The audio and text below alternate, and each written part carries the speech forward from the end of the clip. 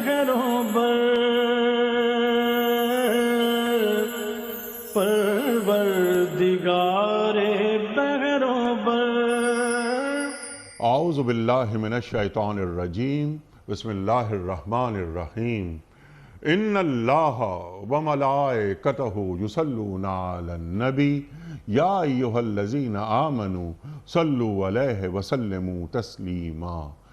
اللہم صلی علی سیدنا و نبینا و شفیعنا و مولانا محمد وعلی آل محمد وبارک وسلم. محترم خواتین و حضرات، السلام علیکم. پیام صبح کے ساتھ ایک بار پھر حاضر میں ہوں آپ کا میزبان انیق احمد. آپ اور ہم جانتے ہیں کہ روزانہ ہم حاضر ہوتے ہیں اپنے عہد کے جید علماء کے ساتھ، سیکھتے ہیں ان سے. پیر، منگل، بدھ اور جمعرات، ان 4 دنوں میں ہم قرآن کریم کی آیات پر گفتگو کرواتے ہیں اپنے معزز علماء سے. اور جمعہ اور ہفتہ 2 دن سوال و جواب کے لیے ہوتے ہیں. آپ کے سوالات اور عہد کے ایک ممتاز مفتی صاحب کے قرآن و سنت کی روشنی میں جوابات. آج ہم بات کروائیں گے اپنے معزز مہمان سے سورہ تغابن آیت نمبر 16 کے حوالے سے. فاتقوا اللہ ما استطعتم کے حوالے سے بات ہوگی کہ اللہ کا تقوی اختیار کرو کم از کم اتنا ہی کہ جتنا تم میں استطاعت ہے، جتنا تقوی تم اختیار کر سکتے ہو. اور کیا کرو تم اللہ سے ڈرتے رہو، اللہ کی بات سنو، اطاعت کرو، اپنا مال خرچ کرو، یہ تمہارے لیے بہتر ہے. دلوں میں تنگی محسوس نہ کرو. کیا نفس میں بخل شامل ہے؟ یہ بھی ایک سوال ہم رکھیں گے. اللہ تعالیٰ کیا بات فرما رہا ہے سماعت کے حوالے سے کہ اللہ اور اللہ کے رسول صلی اللہ علیہ وآلہ وسلم کے فرمودات کو، احکامات کو سنو، اطاعت کرو اور انفقو، مال خرچ کرو. یہاں پر یعنی انفاق سے کیا مراد ہے؟ کیا اس کے اندر ہم زکوٰۃ کو بھی لیں گے اور دلوں سے جو مال کی محبت ہے وہ بھی نکالی جا رہی ہے؟ الحم سے لے کے والناس تک پورے قرآن کریم میں مال خرچ کرنے کی بات آتی ہے، کسی ایک جگہ بھی مال کو جمع کرنے کی بات نہیں آتی. وہ زکوٰۃ ہو، خیرات ہو، انفاق ہو، صدقات ہوں، نذر ہوں، دیتے رہو مال. یُؤْثِرُونَ عَلَىٰ أَنفُسِهِمْ وَلَوْ كَانَ بِهِمْ خَصَاصَةٌ اللہ قرآن کریم میں فرما رہا ہے. خواتین و حضرات، ایک سوال اور یہ رکھیں گے اپنے معزز مہمان کی خدمت میں کہ یہاں فاتقوا اللہ ما استطعتم کی بات ہو رہی ہے، لیکن اللہ قرآن کریم میں فرما رہا ہے کہ یا ایھا الذین آمنوا اتقوا اللہ حق تقاتہ ولا تموتن الا وانتم مسلمون. اے لوگو جو ایمان لائے ہو، اللہ کا تقوی اختیار کرو جیسا کہ تقوی اختیار کرنے کا حق ہے. اور تمہیں موت نہ آئے ایسی حالت میں، بلکہ موت آئے تو ایسی حالت میں کہ تم مسلمان ہو. خواتین و حضرات، وہاں تو کہ وہ تقوی اختیار کرو کہ جو اللہ کو مطلوب ہے. یہاں فاتقوا اللہ ما استطعتم کی بات ہو رہی ہے. تو اس میں اس کو ذرا ہم چاہیں گے کہ پھر قرآن کریم کی ایک اور آیت یاد آئی، لا یکلف اللہ نفسا الا وسعہا لہا ما کسبت وعلیہا ما اکتسبت. اللہ اکبر. خواتین و حضرات، اللہ تعالیٰ کسی نفس پر اتنا بوجھ ڈالتا ہی نہیں جتنا وہ اٹھا نہ سکے. تشریف فرما ہے محترم مولانا شجاع الدین شیخ صاحب، ہمارے ملک کا ایک ممتاز نام، مقبول اور محبوب نام. پیام صبح کے آپ لازمی جز ہیں، تشریف لاتے ہیں اور قرآن کریم کو بہت سہل انداز میں پیش کر دیتے ہیں. معنی اور مفاہیم کیا اللہ تعالیٰ بیان فرما رہا ہے. شاگرد خاص محترم ڈاکٹر اسرار احمد صاحب علیہ الرحمہ. شیخ صاحب کو خوش آمدید کہتے ہوئے پروگرام کا آغاز اللہ تعالیٰ کے بابرکت نام سے سورہ تغابن اور آیت نمبر 16. اعوذ باللہ من الشیطان الرجیم. بسم اللہ الرحمن الرحیم.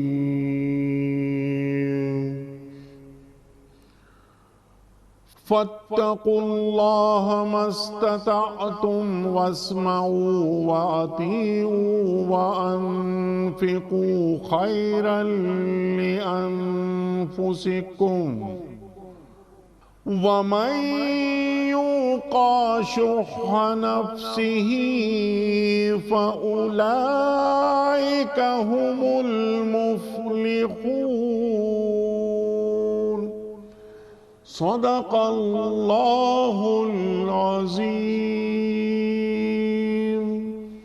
جہاں تک تمہارے بس میں ہو اللہ سے ڈرتے رہو اور سنو اور اطاعت کرو اور اپنے مال خرچ کرو، یہ تمہارے ہی لیے بہتر ہے۔ جو اپنے دل کی تنگی سے محفوظ رہ گئے بس وہی فلاح پانے والے ہیں۔ صدق اللہ العظیم۔ خواتین حضرات، محترم شیخ صاحب کی خدمت میں اس سے پہلے کہ ہم آج کے پروگرام کے حوالے سے پہلا سوال رکھیں، کل کے پوچھے گئے سوال کا درست جواب اور آج کا سوال آپ کی خدمت میں۔ کل کا سوال یہ تھا کہ سرکار دو عالم صلی اللہ علیہ وآلہ وسلم پر پہلی وحی کا نزول کس ماہ مبارک میں ہوا تھا؟ درست جواب رمضان المبارک۔ آج کا سوال نوٹ فرما لیجئے۔ قرآن کریم میں غار والوں کا ذکر کس صورت میں آیا ہے؟ قرآن کریم میں غار والوں کا ذکر کس صورت میں آیا ہے؟ سورہ بقرہ میں، سورہ آل عمران میں یا سورہ کہف میں؟ جو درست جواب آپ سمجھتے ہوں روانہ فرمائیے۔ ہمارے فون نمبرز ہیں 0092213452709۔ ہمارا دوسرا فون نمبر ہے 009221343000980۔ ہمارا ای میل ایڈریس ps@duniatv.tv، ہمارا SMS کا نمبر 3031 اور ہمارا واٹس ایپ کا نمبر ہے 009232182509194۔ حضرت فاتقوا اللہ ما استطعتم۔ ارشاد فرمائیے اللہ کیا فرما رہا ہے؟ میں نے انٹرو میں کچھ کہنے کی کوشش کی۔ ارشاد۔ نحمدہ ونصلی علی رسولہ الکریم، اما بعد، بسم اللہ الرحمن الرحیم، اللہم صلی علی محمد وعلی آل محمد وبارک وسلم۔ انٹرو آپ نے کچھ نہیں، بہت کچھ ماشاءاللہ آپ نے بیان فرمایا، جس سے پوری گفتگو کے لیے ایک بنیاد ہمارے سامنے آ جاتی ہے۔ درجہ بدرجہ انشاءاللہ آگے ہم بڑھیں گے۔ سورہ تغابن کی آیت نمبر 16 ہے۔ سورۃ التغابن مدنی سورت ہے، 28ویں پارے کی تمام سورتیں مدنی سورتیں ہیں، اور اس کا ایک خاص بڑا ایک جامع پہلو یہ ہے کہ سورہ مبارکہ میں کل 18 آیات ہیں، اور پہلے رکوع میں 10 آیات میں اللہ تعالیٰ نے ایمان کی دعوت دی ہے، اور وہ بھی بڑا جامع رکوع، تفصیل میں نہیں جا رہے، توحید، آخرت اور رسالت۔ اس کے بعد آیت نمبر 11 سے لے کے 15 تک اللہ تعالیٰ نے ایمان کے کچھ ثمرات کو بیان کیا ہے، یعنی اللہ کے فیصلے پر راضی رہنا، اللہ ہی پر توکل کرنا، اللہ اور اس کے رسول علیہ السلام کی اطاعت کرنا، گھر میں رہتے ہوئے بیوی اور اولاد کے حوالے سے چوکنا رہنا کہ کہیں وہ نافرمانی میں مبتلا ہو کر تمہیں بھی نہ اس راستے پر لے جائیں، اور مال اور اولاد کے بارے میں یہ سمجھنا کہ یہ سب آزمائش کا ذریعہ۔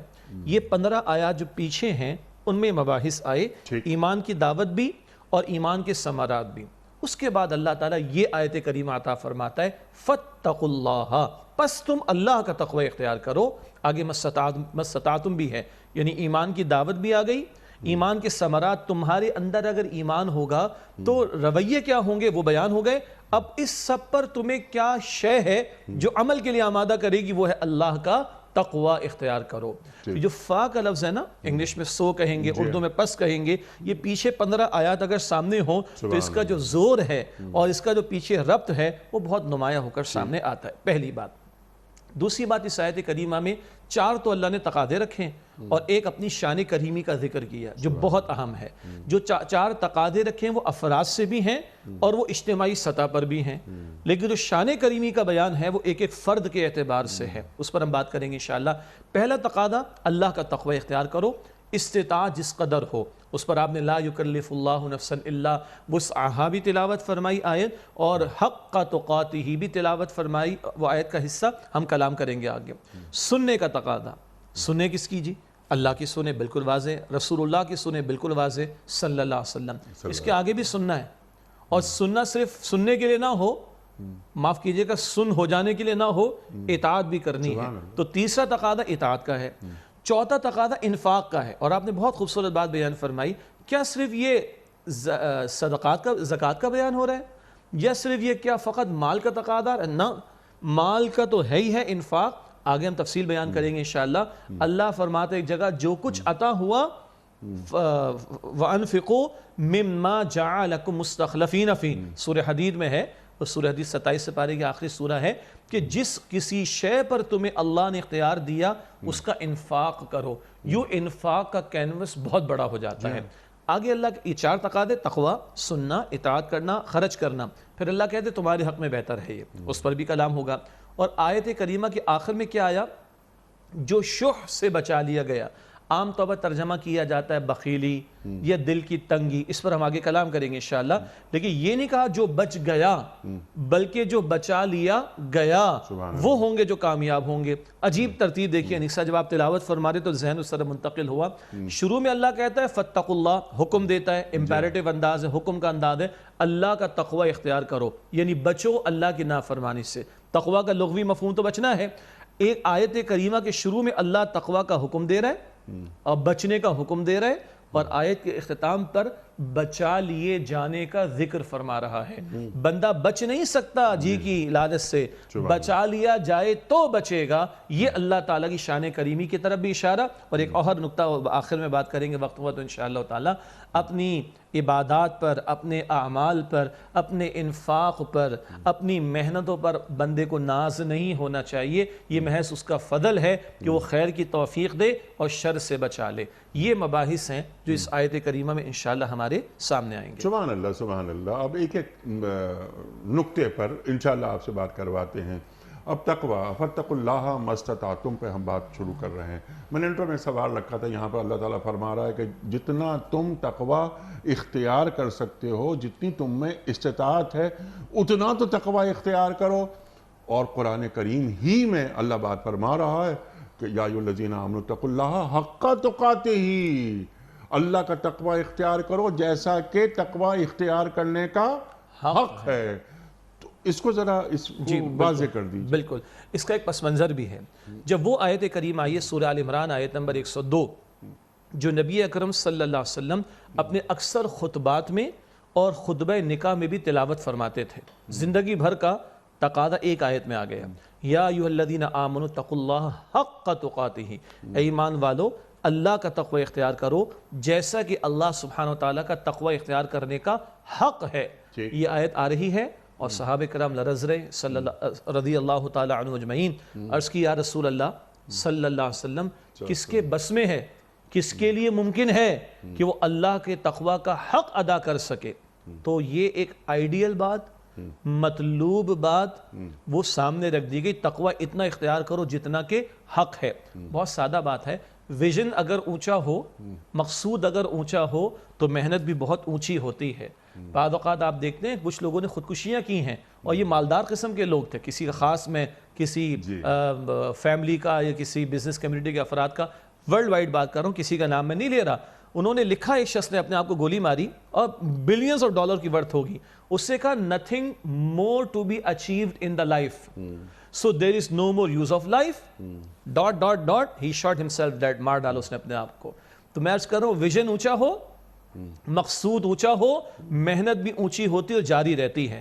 اللہ نے مقصود کیا بتایا، مطلوب کیا بتایا، آئیڈیل کیا بتایا، ایسا تقوی اختیار کرو جیسا کہ حق ہے۔ اور ایک ہوتا ہے پریکٹیکل بات کا معاملہ، وہ پریکٹیکل بات ہے جو اللہ نے تسلی یہاں پر عطا فرما دی۔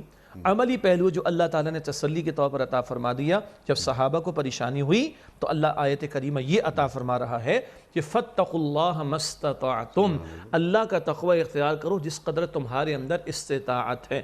استطاعت پر الگ سے ہم بات کریں گے انشاءاللہ۔ پھر وہ آیت بھی جوڑ لیجئے، اللہ کی شان کریمی، لا یکلف اللہ نفسا الا وسعها، اللہ ہر انسان کو اس کی وسعت اور اس کی کیپیسٹی اور اس کی استعداد کے مطابق ہی مکلف یعنی اکاؤنٹیبل یعنی ذمہ دار ٹھہراتا ہے۔ تو ایک مطلوب بات ہے ایسا تقوی اختیار کرو جیسا کہ حق ہے، اور ایک آئیڈیل، ایک پریکٹیکل بات ہے، ایک تسلی والی بات اللہ کی طرف سے آ رہی ہے، ارے جس قدر تم نے استطاعت ہو اتنا تو کرو۔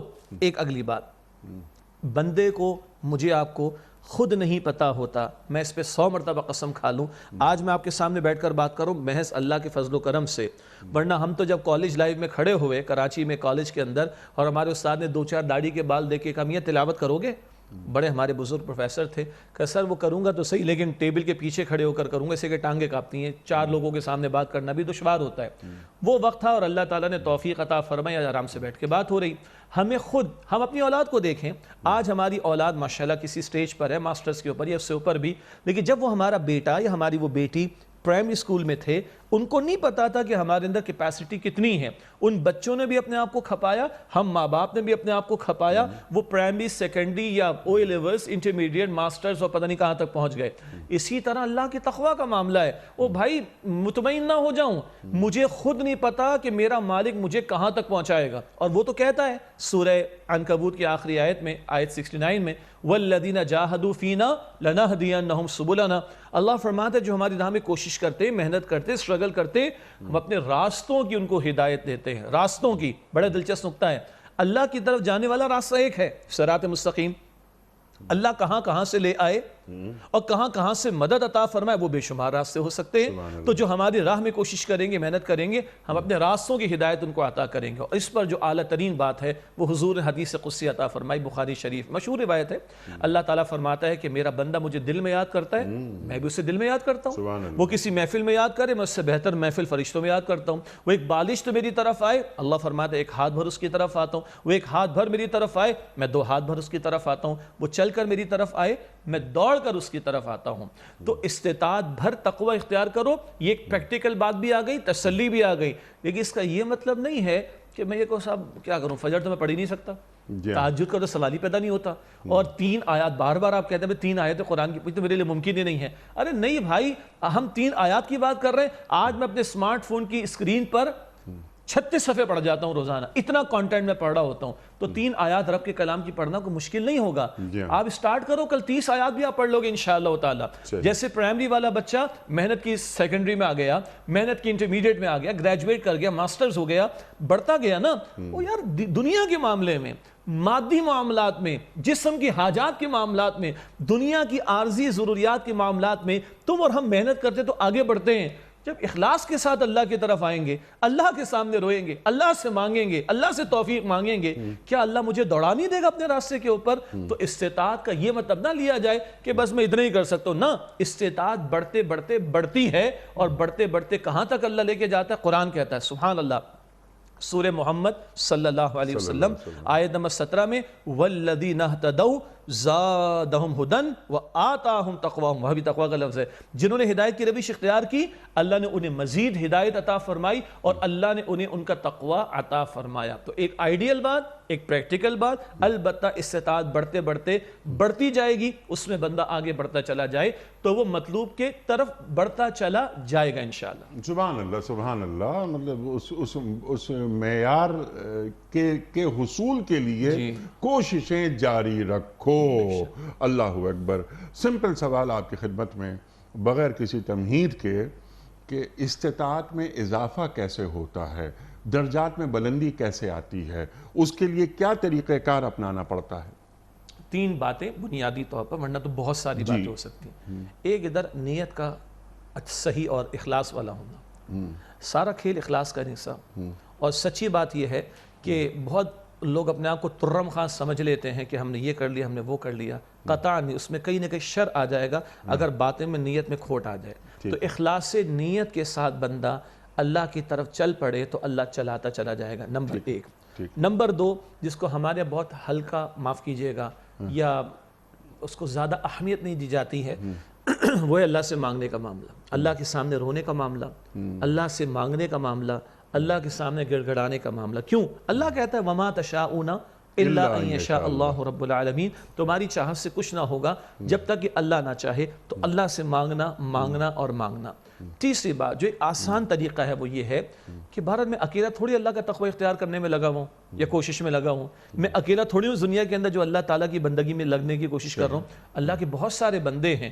تو قرآن کہتا ہے، سبحان اللہ، دیکھیے رب، دیکھیے آیت کا، سورہ توبہ کی آیت نمبر 119، یا ایھا الذین آمنوا اتقوا اللہ وَكُونُوا مَعَ الصَّادِقِينَ، اے ایمان والو اللہ تعالیٰ کا تقوی اختیار کرو، اور فوراً اللہ کہتا ہے صادقین کے ساتھ جڑ جاؤ، سچے لوگوں کے ساتھ، نیک لوگوں کے ساتھ۔ آدمی جب ماحول میں جڑتا ہے اپنے سے بہتر لوگوں کو دیکھے گا، خیر والے لوگوں کو دیکھے گا، نیکی کے ماحول والوں میں جڑے گا تو انشاءاللہ تعالیٰ آٹومیٹکلی نیکی کا جذبہ بڑھے گا۔ جیسے میں برف والے کی دکان پر بیٹھ جاؤں، کچھ نہ بھی پیسے خرچ کروں ٹھنڈک مجھے مل جاتی، بھٹی والے کی دکان پر بیٹھ جاؤں کچھ نہ بھی کروں تپش مل جائے گی۔ صداقت والے، دیانت والے، امانت والے، کردار والے، ایمان والے، اللہ کے نیک بندے، جب ان کے ماحول میں بیٹھوں گا تو مجھے ایمان کی حرارت اور تقوی کی طرف بڑھنے کا بھی جوش و جذبہ ملتا چلا جائے گا۔ تو اخلاص، دعا اور اللہ کے نیک بندوں کی معیت اور ان کی صحبت اختیار کریں۔ سبحان اللہ، سبحان اللہ، سبحان اللہ۔ یک زمانہ صحبت با اولیاء، بہتر از 100 سالہ طاعت بے ریا۔ کہاں بات ہو رہی تھی کہ جتنا تقوی تمہارے پاس ہے، جتنی تمہارے استطاعت ہے اتنا تقوی تو اختیار کرو۔ اب یہاں پر آپ نے اس کو اگلی منزل دے دی، ایک اور نقطہ سامنے یہ آ گیا کہ جو استطاعت میرے پاس ہے اتنا تقوی تو میں اختیار کر ہی رہا ہوں، لیکن میں اپنی استطاعت میں اضافہ بھی چاہتا ہوں تاکہ میں یا ایھا الذین آمنوا اتقوا اللہ حق تقاتہ کی منزل تک پہنچ سکوں۔ سبحان اللہ، سبحان اللہ، سبحان اللہ۔ اچھا، اب یہاں پر جو بات ہو رہی ہے آگے، یہاں سماعت کی بات ہو رہی ہے، یہاں اطاعت کی بات ہو رہی ہے، یہاں مال خرچ کرنے کی بات ہوتی ہے۔ تو یہ سمینا و اطعنا، سنو، کیا اللہ کیا چیز سنوانا چاہ رہا ہے؟ اطاعت کرو، کس چیز کی اطاعت کروانا چاہ رہا ہے؟ مال خرچ کرو، یعنی مال ایک چھوٹا سا ایک ڈاٹ ہے، یہ بہت بڑا اس کا کینوس ہے، انفقوا مال۔ تو یہ کون سا مال، کیسا مال، کیا میری صلاحیت بھی، خواہ میں کوئی بھی شعبہ ہو میری وہ صلاحیت دین کے کام آنی چاہیے۔ ارشاد۔ جزاک اللہ خیر۔ جہاں تک سننے اور اطاعت کرنے کا پہلو ہے، یہ قرآن کی دو البتہ جڑی ہوئی بڑی جامع اصطلاحات اور تقاضے ہیں۔ اگر ہم بنی اسرائیل کی تاریخ کو دیکھیں، اللہ تعالیٰ ان کو بھی یاد دلاتا ہے، ان کے وعدے کو یاد دلاتا ہے۔ دیکھو، اذ قلتم سمعنا واطعنا، یاد کرو تم نے پیغمبر کے وقت میں کہا تھا کہ تم نے سنا اور تم نے اطاعت کی، مگر پھر انہوں نے نافرمانی کی روش اختیار کی۔ تو اصل تو ہمیں اللہ کی سننی اور اللہ کی ماننی، لیکن اللہ سبحانہ وتعالیٰ نے بندوں سے براہ راست معاملہ نہیں فرمایا، اللہ نے بندوں سے معاملہ فرمایا اپنے چنے ہوئے پیغمبروں کے ذریعے۔ تو اللہ اپنا کلام، اپنی وحی پیغمبر کو عطا فرماتا ہے، اور پیغمبر اللہ کے تقاضے بندوں کے سامنے رکھتے ہیں۔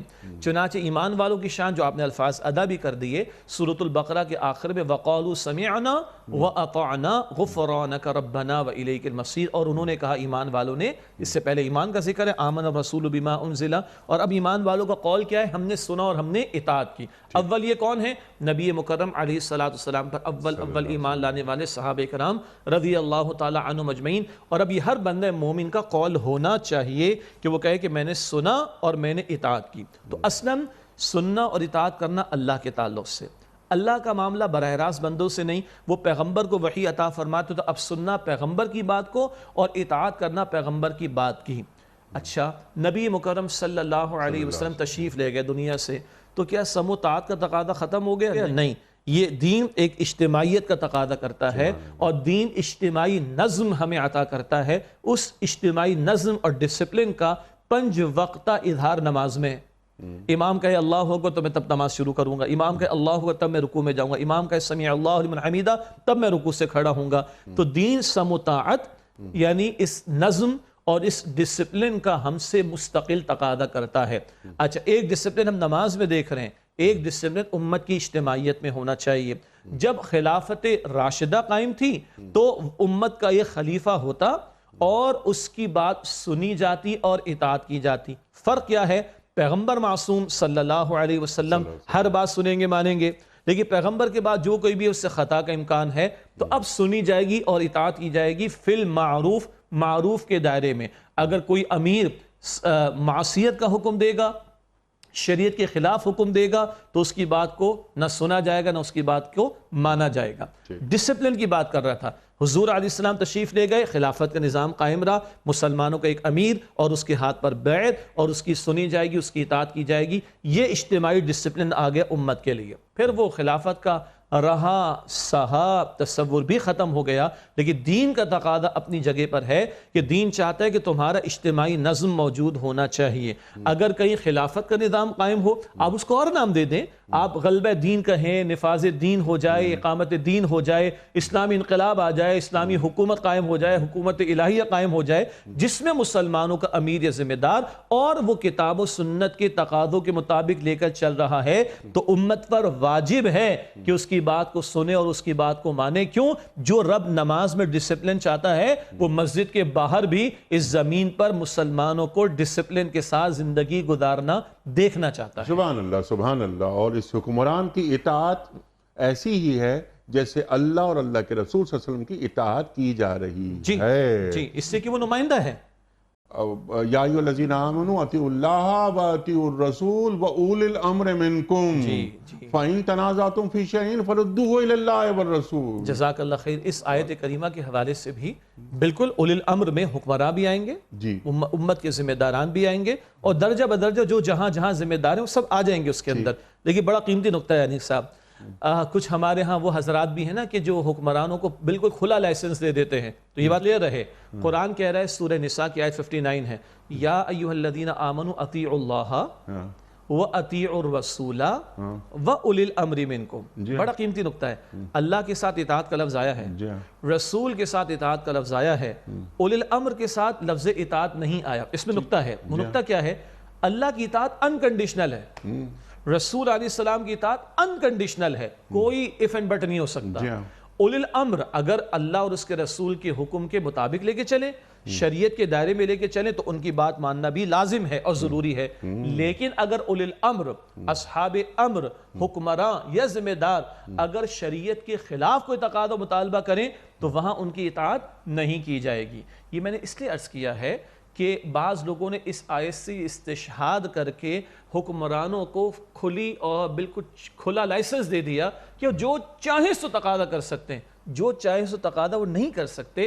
ان کی اطاعت کنڈیشنل ہے۔ کنڈیشنل سے مراد اگر اللہ اس کے رسول کے حکم کے خلاف نہیں، سر آنکھوں پر ماننا ضروری ہے، لیکن اگر ان کا کوئی حکم اللہ اور اس کے رسول کے حکم سے ٹکرائے گا تو حضور فرماتے لا طاعت لمخلوق فی معصیت الخالق، مخلوق کی ایسی اطاعت جائز نہیں جس میں خالق کی نافرمانی ہوتی ہو۔ میرے ابا بھی اگر بالفرض محال اگر مجھے کسی نافرمانی کا حکم دے جو شریعت کے حکم کے مطابق نافرمانی کا معاملہ ہے، تو ابا کا ادب سر آنکھوں پر ابا کی بات نہیں مانی جائے گی۔ تو حکمراں اگر کوئی حکم دے شریعت کے دائرے میں مانا جائے گا، لیکن شریعت کے دائرے سے باہر دے، معصیت کا حکم دے، تو وہاں اس کی بات نہیں مانی جائے گی۔ یہ کلیئرٹی رہے۔ لیکن آپ کی وہ بات دوبارہ آگے بڑھا دیں کہ یہ ڈسپلن امت میں چلے گا اور یہ قیامت تک چلے گا۔ اللہ امت کا اجتماعی نظم دیکھنا چاہتا۔ اب ایک سوال ہے، ایک طرح آج مسلمان ریاستیں ہیں جہاں مسلمانوں کی اکثریت بھی ہے اور مسلم ممالک بھی موجود ہیں۔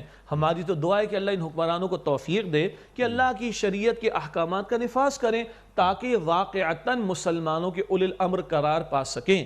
تو ایک ڈسپلن اس سطح پر بھی مطلوب ہے، ایک ڈسپلن اس سطح پر بھی مطلوب ہے کہ ان کی سنی جائے اور ان کی مانی جائے۔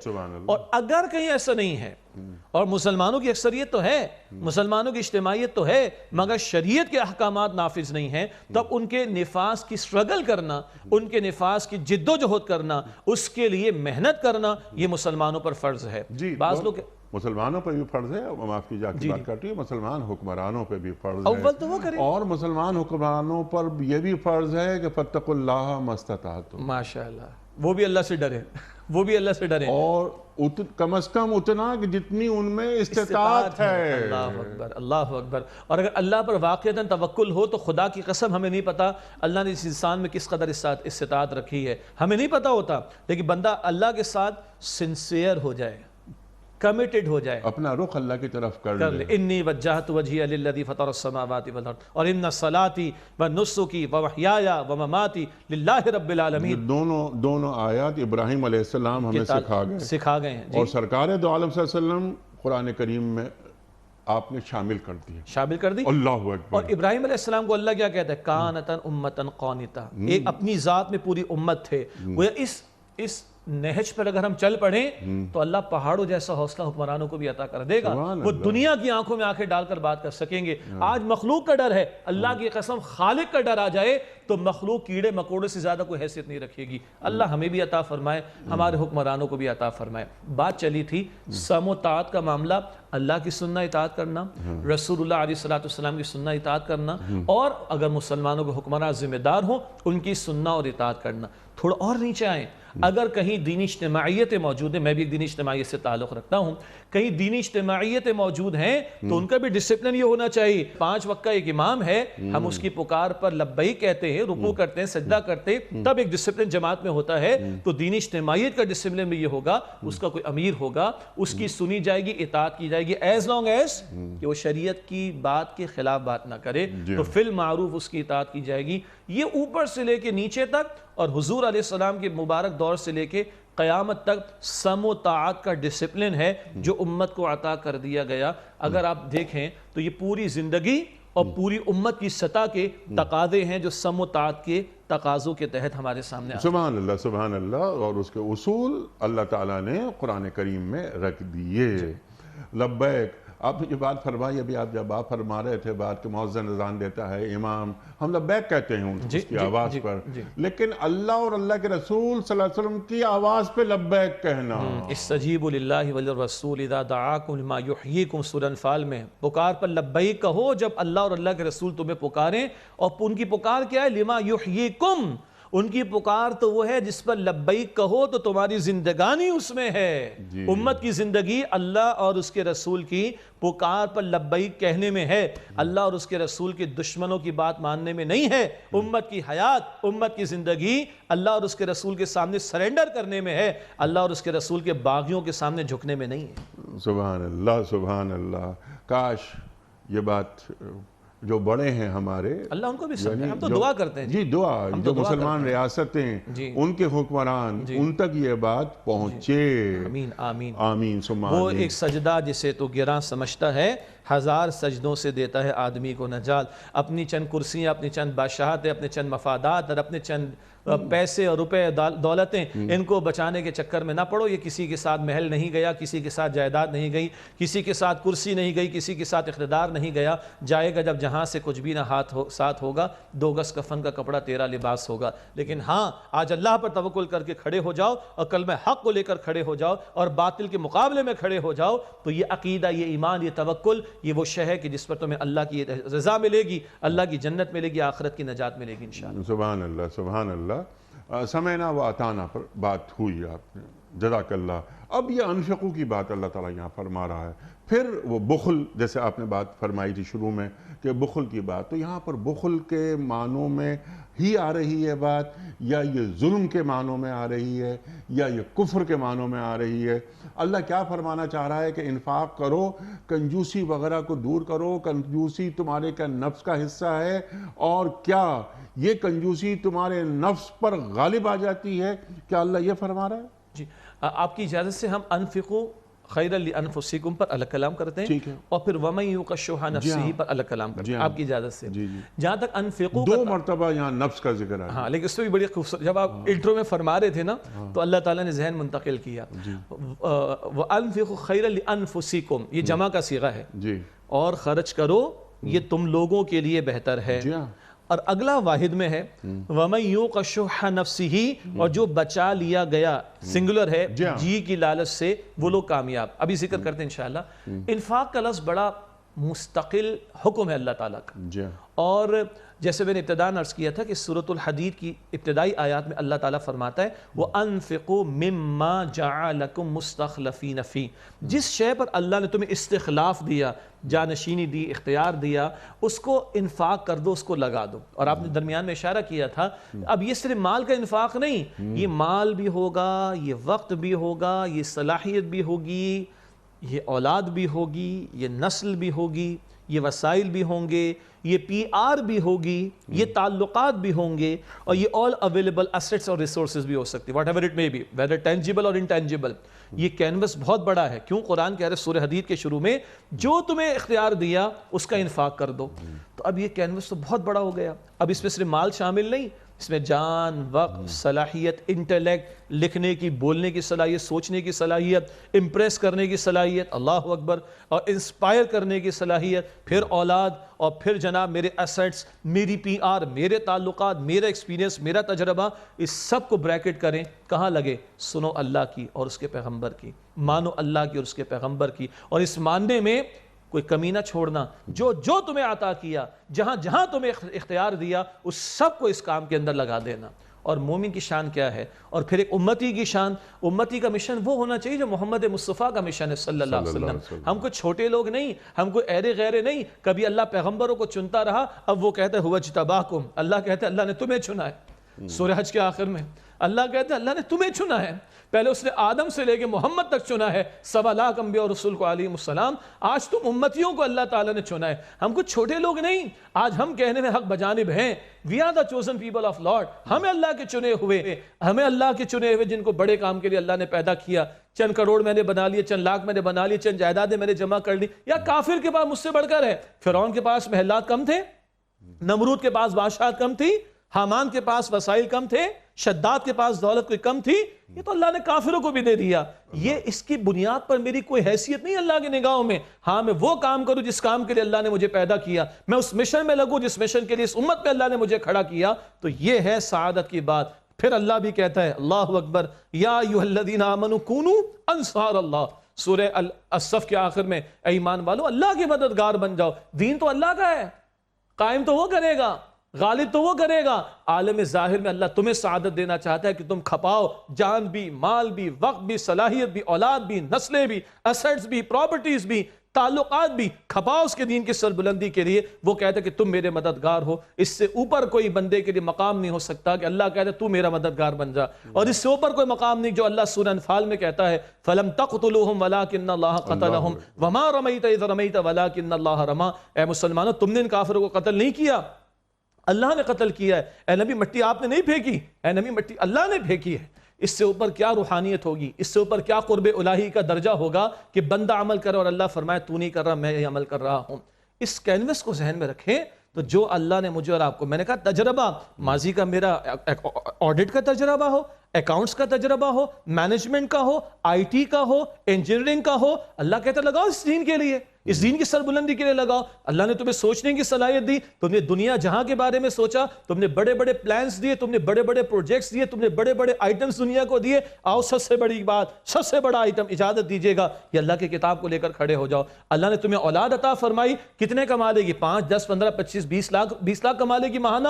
ارے نہیں، کیا اچھا ہو کہ تمہاری اولاد 5 لاکھ تک اللہ کا پیغام پہنچانے والی ہو جائے۔ کس قدر بڑا تمہارا آخرت کا بینک بیلنس اور بینک اکاؤنٹ بڑھ جائے گا، کتنا بڑا ہی تمہارے لیے صدقہ جاریہ ہو جائے گا۔ اور آگے اللہ کہتا ہے خیرا لانفسکم، اللہ کو کوئی ضرورت نہیں ہے تمہارے مال کی، تمہارے وقت کی، تمہارے تجربے کی، تمہاری صلاحیت کی، تمہاری اولاد کی، اللہ کو ضرورت نہیں، تمہارے لیے بہتر ہے، تمہارے حق میں بہتر ہے۔ اور جب میرا خالق کہتا ہے یہ تیرے حق، میرے باپ کہتا ہے، میرا استاد کہتا ہے یہ فیلڈ نہیں، یہ فیلڈ لینے تیرے لیے بہتر ہے۔ ایک دنیا میں سے مخلوق میں سے کوئی کہے تو میں آنکھیں بند کر کے اپنی فیلڈ اور لائن کو چینج کر لیتا ہوں، اور ایک میرا خالق کہتا ہے یہ تیرے لیے بہتر ہے، تو خالق کے سامنے مخلوق کی کوئی حیثیت نہیں ہے، مخلوق کے مشوروں کی، کنسلٹنسی کی کوئی حیثیت نہیں۔ اللہ یقین عطا فرما دے جو آج تم کھپا رہے ہو اس کے کلمے کی سربلندی کے لیے، اس کے دین کی سربلندی کے لیے، یہ تمہارے حق میں بہتر ہے۔ اللہ اس پر یقین بھی عطا فرمائے اور اس پر بھی لبیک کہنے کی مجھے اور آپ کو توفیق عطا فرمائے۔ سبحان اللہ سبحان اللہ۔ یہاں پر دل کی تنگی سے بچنے کی بات کی گئی ہے۔ یہ دل کی تنگی کیا ہوتی ہے؟ کیا ڈراوے، شیطان کے ڈراوے؟ بہت قیمتی بات ہے نیک صاحب، شوہ کے رس پہ اہل علم نے کلام فرمایا، اور بہرحال ہماری مجبوری ہے نا کہ قرآن کریم کا ترجمہ کرنا ممکن ہی نہیں۔ جی ہاں، اللہ کا ترجمانی ہو سکتی، ترجمہ تو ہو نہیں سکتا۔ تو شوہ کے لفظ کے بارے میں اہل علم نے بیان فرمایا کہ باطن کی جتنی بیماریاں ہیں، جی ہاں، یہ ایک تنہا لفظ ان سب کا احاطہ کرتا ہے۔ اس میں حب مال بھی ہو سکتی ہے، مال کی محبت، حب جاہ بھی ہو سکتی ہے، منصب کی محبت، اس میں دوسرے کو آگے دنیاوی معاملات میں بڑھتے ہوئے دیکھنا، حسد بھی آ سکتا ہے، جلن بھی آ سکتی ہے، ایسے بہت سارے بات، اس میں بخیلی بھی آ سکتی ہے، بچا بچا کر رکھنا، اور کنجوسی کا معاملہ کرنا، اور پکار پر لبیک نہ کہنا، فرار اختیار کرنا، پیچھے ہٹنا، تو بخیلی کنجوسی بھی اس میں شامل۔ لیکن شوہ کا لفظ اتنا جامع ہے کہ باطن کی ساری بیماریوں کو اس میں کور کیا جا سکتا ہے۔ چنانچہ یہی ایک وجہ ہے غالباً ایک صحابی رضی اللہ تعالیٰ عنہ کا ذکر ملتا ہے، وہ طواف کرتے تھے تو یہ دعا کرتے تھے اللہم قنی شح نفسی، اللہم قنی شح نفسی، اے اللہ مجھے میرے نفس کی شح سے بچا لے۔ ترجمہ مشکل ہے، اے اللہ مجھے جی کی لالچ سے بچا لے، مجھے جی کی تنگی سے بچا لے، مجھے جی کی بخیلی سے بچا لے، جی کی کنجوسی سے بچا لے۔ طواف کے دوران ایک صحابی رضی اللہ عنہ کا ذکر اہل علم نے کیا، وہ یہ دعا فرماتے تھے اللہم قنی شح نفسی، اے اللہ مجھے میرے جی کی لالچ سے بچا لے۔ اور ایک اور اہم نقطہ، شروع میں اللہ کا جو انداز تھا اتقوا اللہ، وہ امپیریٹو ہے، حکم کا انداز ہے۔ یوقا کا جو لفظ ہے یہ پیسو وائس ہے، ایکٹیو وائس نہیں۔ جو بچا لیا گیا اس جی کے لالچ سے، بخیلی سے، شح سے، فَأُولَئِكَ هُمُ الْمُفْلِحُونَ، یہی لوگ کامیاب ہونے والے ہیں۔ پیچھے تھا کھپانے کا، یہاں ہے شوہ سے بچائے جانے کا۔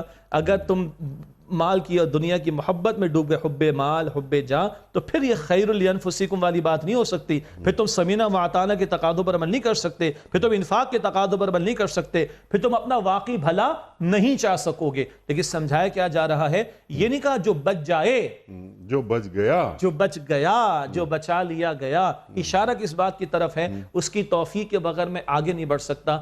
اہدنا الصراط المستقیم، ایاک نعبد و ایاک نستعین، اللہم اعنی علی ذکرک و شکرک و حسن عبادتک۔ اس کی توفیق کے بغیر اطاعت میں نہیں بڑھ سکتا، اس کی توفیق کے بغیر میں گناہوں سے نہیں بچ سکتا۔ یہ بات ہمارے دلوں کے اندر ہمیشہ رہنی چاہیے، ذہنوں میں رہنی چاہیے۔ نیکی کی توفیق بھی وہاں سے ملے گی، بدی سے بچنے کی توفیق بھی وہیں سے ملے گی۔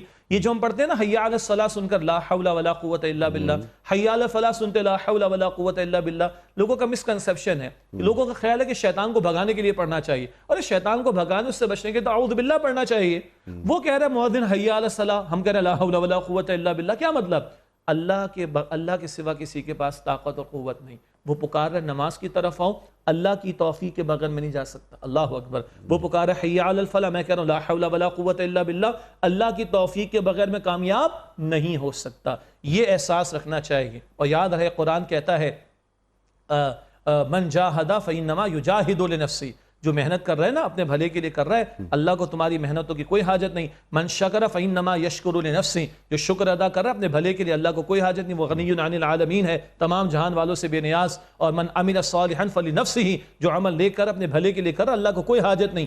یہ بھی یاد رہے، اور یہ عاجزی کے مالک تیرا فضل، تیرا کرم، تیری عطا، تیرا انعام ہے کہ میں خیر میں آگے بڑھ سکتا ہوں، شر سے بچ سکتا ہوں۔ میرا اپنا کچھ ہے ہی نہیں، تیری توفیق ہو تو میں خیر میں آگے بڑھ کر شر سے بچ کر کامیاب ہو سکتا ہوں، اس کے بغیر ممکن نہیں۔ یہی وجہ ہے جب جنت والے جنت اللہ کے فضل سے پہنچیں گے تو کیا کہیں گے؟ الحمدللہ الذی ہدانا لہذا وما کننا لنہتدی لولا ان ہدانا اللہ۔